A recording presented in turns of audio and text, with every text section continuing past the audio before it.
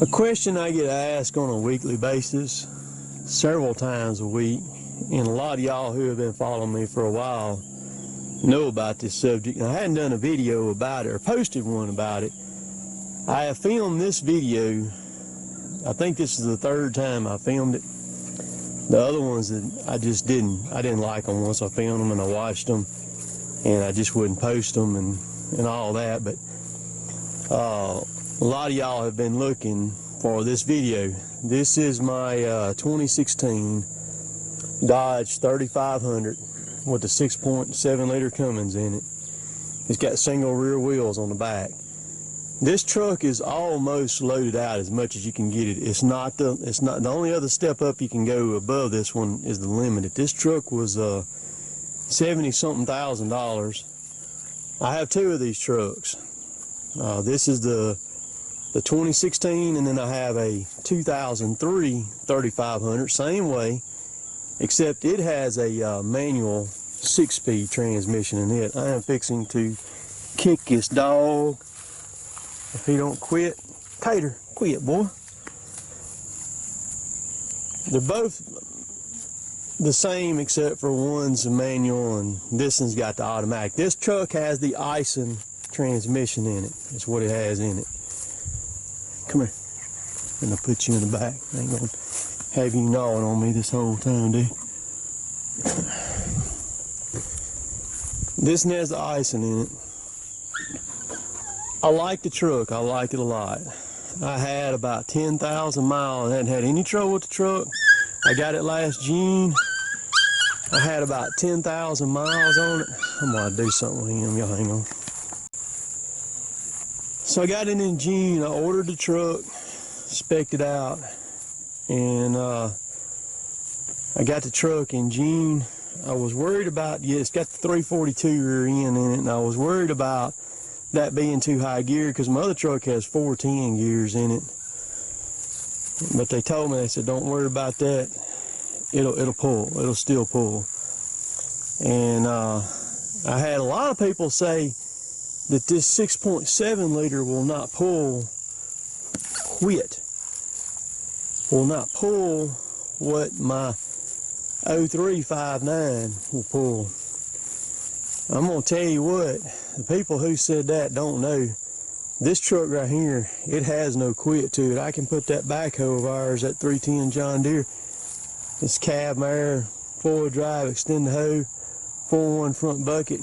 That tractor weighs like 19,000 pounds on my gooseneck. This truck will pull that thing like it ain't even behind it.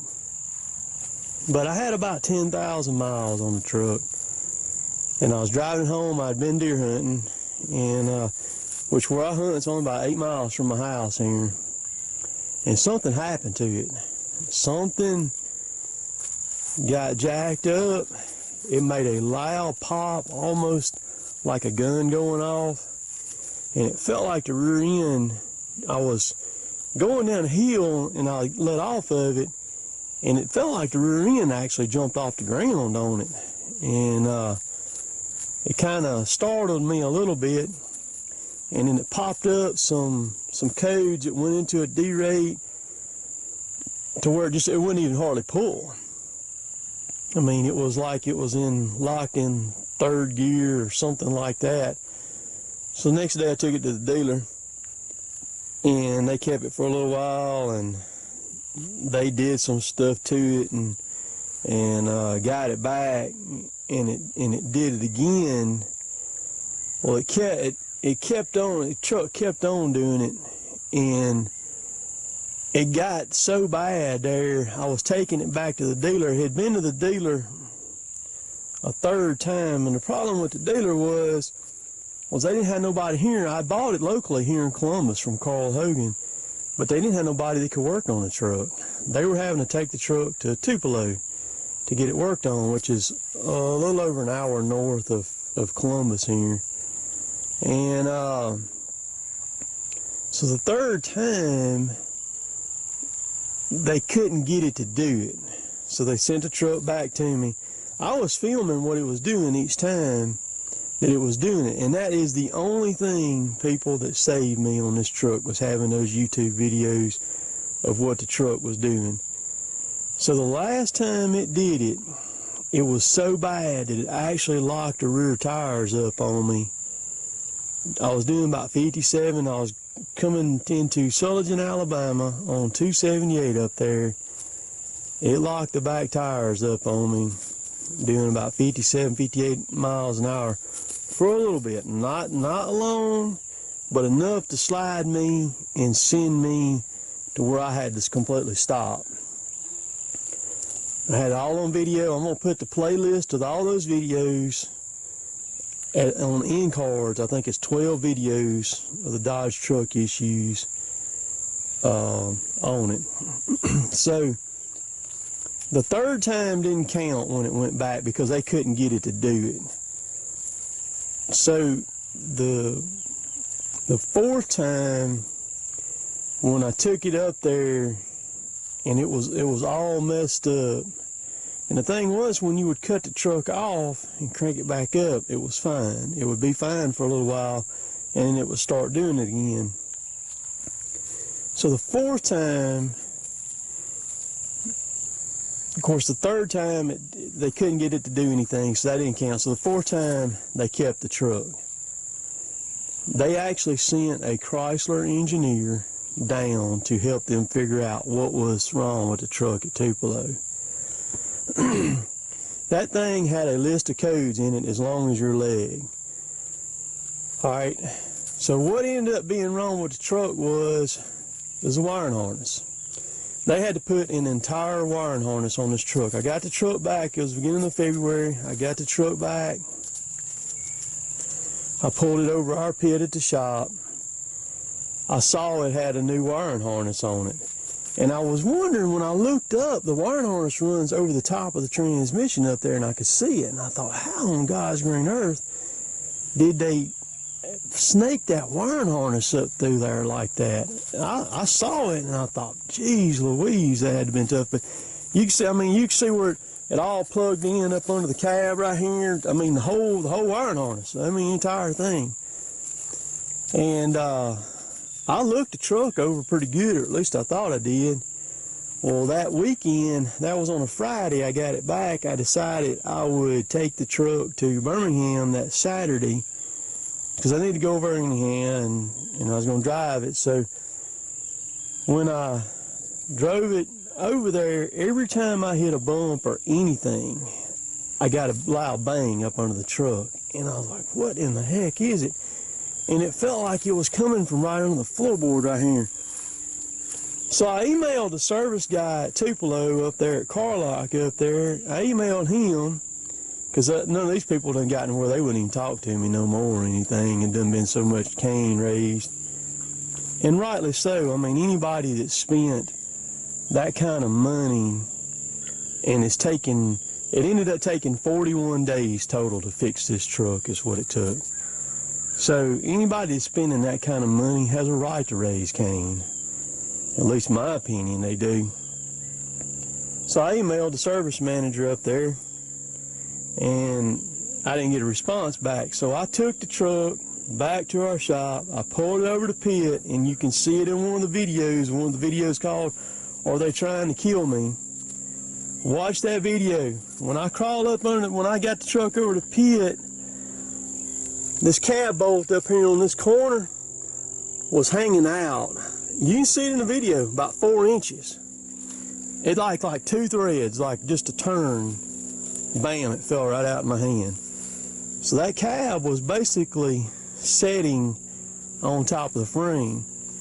Now I can only imagine what's going through these guys' mind, because I'm sitting here hammering these videos out left and right about what's going on with the truck.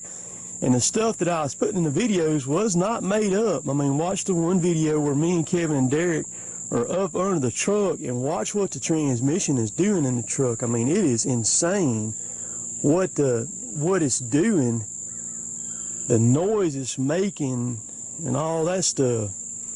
So my dad took the truck back for me, and they re-ran the cab bolts all back in it. What they did was they had to take the cab loose from the frame to put that wiring harness on, which made sense when I looked up in there and saw how tight it was up in there, and I was wondering how they done it. So that's how they did it. They took the cab loose from the truck to get it up in there.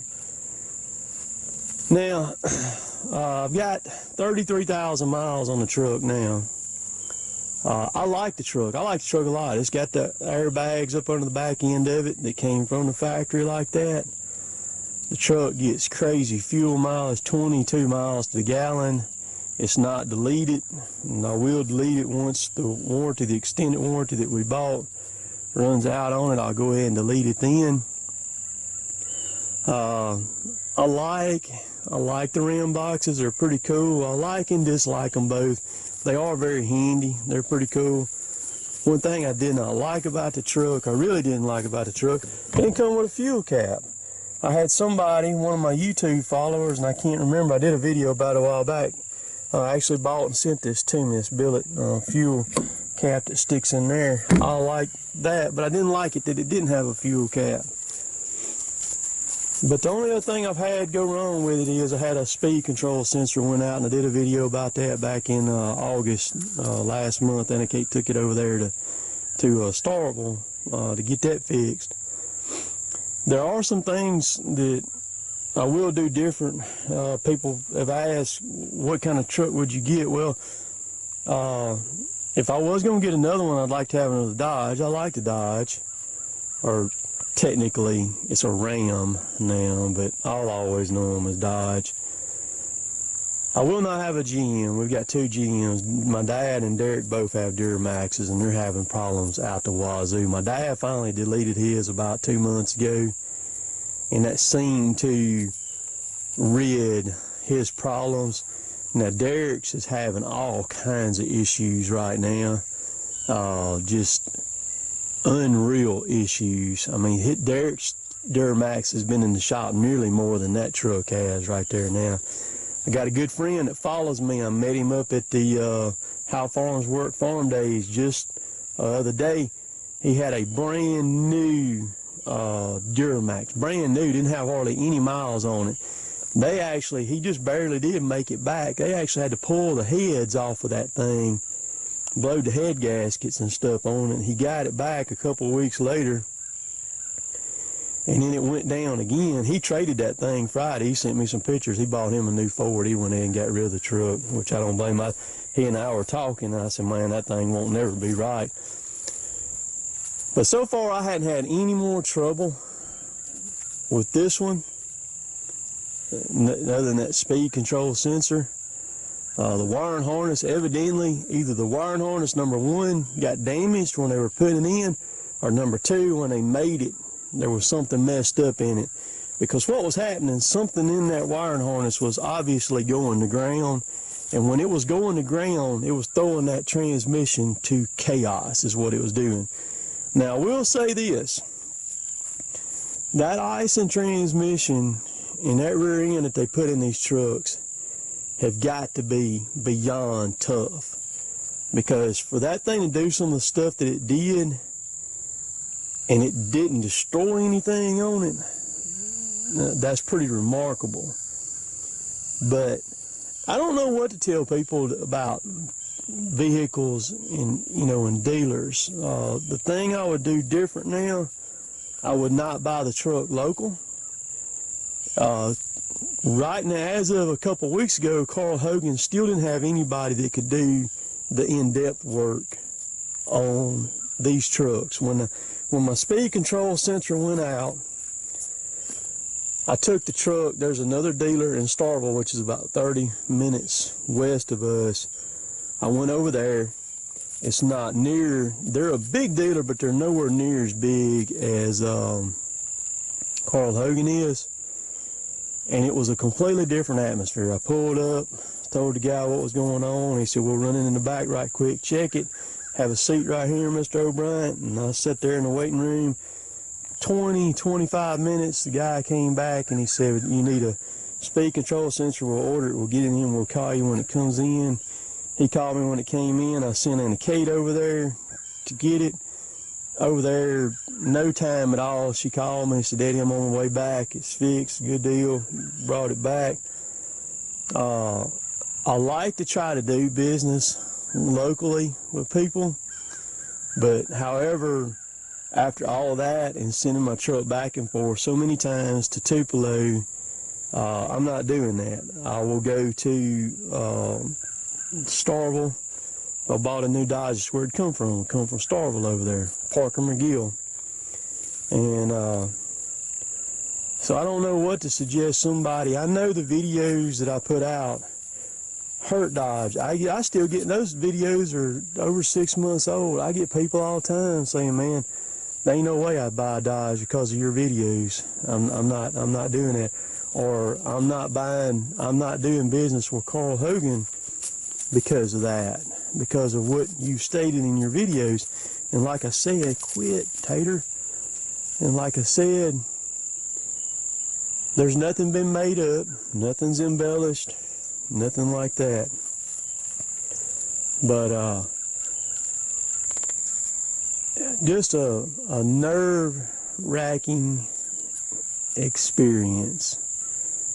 I mean, one, it'll just, something like that, you know, these vehicles, as much as they cost now, you have problems. And especially when it's electrical like that, and it's screwing up 4 or 5 other things, just a nightmare for anybody to have to deal with. So I hope that this video quenches everybody's thirst that was asking about the truck and the truck issues and all that. So I'm gonna get this video uploaded and I'm gonna publish it on Sunday morning, probably maybe around 10 o'clock in the morning, where everybody viewing pleasure. And hope y'all have a rest of a good weekend. If you like my stuff, please subscribe to me. I'd appreciate it. And I'm not sure what the video is going to be this weekend. I got some stuff filmed that I filmed here recently, but we'll catch y'all later. See y'all. Hey Tim, thank you for all your videos. I look forward to watching them every day. Later, taters!